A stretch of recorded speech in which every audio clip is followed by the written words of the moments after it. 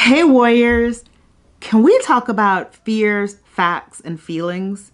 Specifically, what are fears, what are facts, and what are feelings, and why we should not allow our feelings and our fears to become our facts. Now, fears are what we anticipate or think about, all those possibilities about how everything could potentially go wrong, and we don't even know what's going to happen. Feelings are our internal emotional response to stimuli, to something that has happened or something that we perceive that has happened. Facts are reality. Facts are what has happened or what is happening. Now, granted, it can be a little hard to get facts, the right facts, whether you're talking to other people, peers, getting them from news sources. So we do have to have a bit of discernment about what actually are facts. But we also cannot allow our feelings and fears to become the facts instead of information becoming the facts. We have to discern whether the information that we get is true, not true, shades of true. But our feelings and fears are something completely different. So let's say that Michael, I have no idea who Michael is. Michael is a made up person, but Michael does something to me and it puts me in my feelings. Michael was late for our date. Again, Michael's made up, but let's say Michael was late, an hour late for our date, and didn't call. That is something that is very triggering for me. And I will get into my feelings about that. And eventually what will happen is as I play that story forward to other people, as I develop that narrative internally, that narrative will then soon become my fact, right? It will be, Michael is super inconsiderate. He's always late and he never calls. Now, Michael probably only did it one time, but I got so in my feelings about it and so upset about it that as I told the story more and more, the story became the fact. My feeling about what Michael did became my fact about what Michael did. Now, blow this up and play this on a much larger scale and think about when a triggering event happened for you, some sort of stimulus happened for you, and it puts you in your feelings. And I want you to take a moment and really reflect on when you told that story the first time versus the 10th time versus the 20th time. How did the feelings gradually change into the story, and the story gradually changed into facts? The feelings became your facts instead of the facts remaining their facts. And the same thing with fears. Our fears, and then we're thinking about coronavirus, but let's put coronavirus out of it because this really applies in any situation. Right? It's one of the things that, one of the biggest fears that people have, greater fear than death, is the fear of public speaking. Now, the fear of public speaking, the speaking hasn't actually happened yet. People are afraid to go do the public speaking because of all of the things that they've told themselves or we've told ourselves about what can happen when we put ourselves out there, put our message out there in front of other people, and we think we'll be rejected or we'll fail or we'll forget what we're going to say, and we just bomb, right? So we have these fears about what we believe is going to happen. And then those fears, as they play out in our heads, end up becoming our facts. So the feelings are about something that did happen and we told the story and it became fact. The fear is about something that we think is going to happen and it hasn't actually happened yet. It's all in our head, and we create those to be fact. We end up saying, well, if I speak in public, I'm going to be rejected. I'm going to fail. No one's going to listen to me.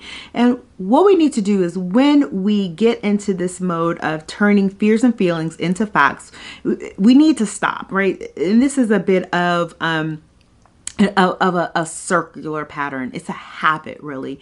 And once you catch yourself moving into this state of turning something into a fact that isn't a fact, stop. You can stop that habit and you can really reflect. And it's easier to say, you know, when Michael didn't call because he's going to be an hour late, I was upset. That was upsetting. I asked him not to do that again. Or, yeah, you know, that was probably the 10th or the 15th or the 20th time I've asked Michael to call me when he's going to be late. And that's not what I want in this relationship. And I need to evaluate if this relationship is something that should continue to go forward. Now, I remind you, there is no Michael. I don't want in my comments that I should be dumping Michael because Michael doesn't exist. But this is the conversation about how we leave the feeling out of what someone did to us. We leave the feeling out of the triggering event so that we don't turn the feeling into a fact. Now, when you're talking about fear, back to that fear of speaking, that fear of public speaking, how we prevent that from becoming fact is we think about all the good things that can happen. We think about I can get out on that stage, or I can get up and give that presentation, or I can get on that conference call and I can present this information and it's going to help someone. Someone is going to, their aha switch, they're going to have an aha moment. That flip is going to switch and I'm the key to that. Or being prepared, and saying, I prepared for this. I know my material frontwards and backwards. I know my audience. I know what they want to hear. I've practiced this a dozen times and I'm going to go out there and crush it. It's about that fear piece is about changing the mindset. So the feeling is about how what's in our mind manifest, and we manifest that forward and we make it into our life, and we make it into a story of our life, and we manifest it sort of physically, if you will. The fear, we let it play out, and it's a mindset. So we have to transition our mindset to think about all the things that could go right. Stop. Think about all the things that could go right, and then do and prepare all the things that you need to do and prepare to ensure that all of those things are going to go right. These are the things that we can do to stop our brain train from going off the track. Because I know my brain train could go off the track.